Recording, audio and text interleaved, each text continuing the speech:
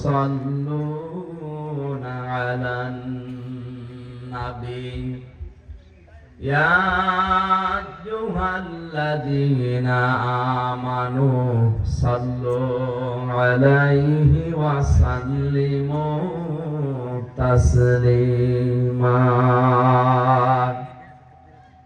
সূরা আহজাবের 56 নম্বর আয়াতে আল্লাহ জানিয়েছেন, অবশ্যই আমি আল্লাহ নিজে।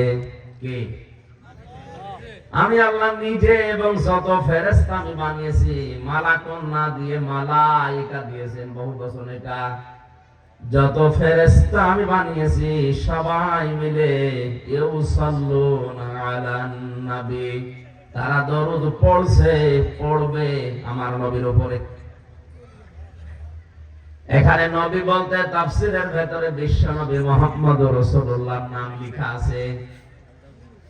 1,24,000 নবী আমরা জানি দুনিয়ায় আল্লাহ পাঠিয়েছেন, কোন নবীর নাম এই আয়াতের তাফসীরে আমি পাইনি। একজনের নাম পেয়েছি, তার নাম মুহাম্মদ সাল্লাল্লাহু আলাইহি সাল্লাম। এজন্য ঈমানদার যারা দাবি করবে এই কোরআন নাযিল হওয়ার পর থেকে, হে আমার ঈমানদার বান্দা বান্দিরা, সাল্লু, আমি আদেশ করছি তোমরাও দরুদ পাঠাও, দরুদ পড়ো, সাল্লু আলাইহি, তার উপরে, ও সাল্লিমু তাসলিমা, যেভাবে দরুদ পড়া উচিত। লক্ষ লক্ষ টাকা খরচ করে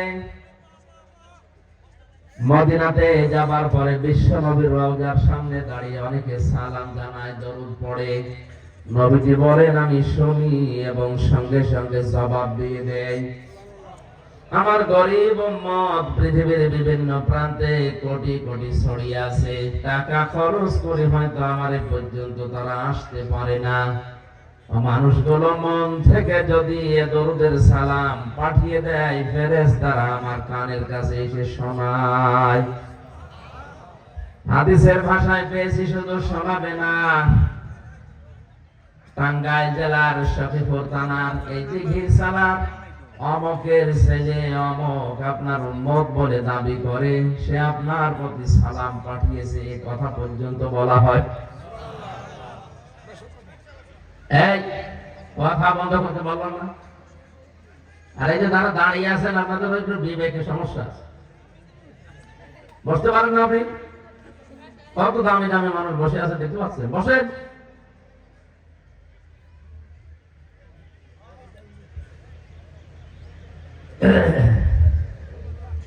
দিনের বেলা তো এমনি ক্যান্সার বেশি হয়, আর মাহফিল এগুলো তোলা যায় না, এগুলো রাতে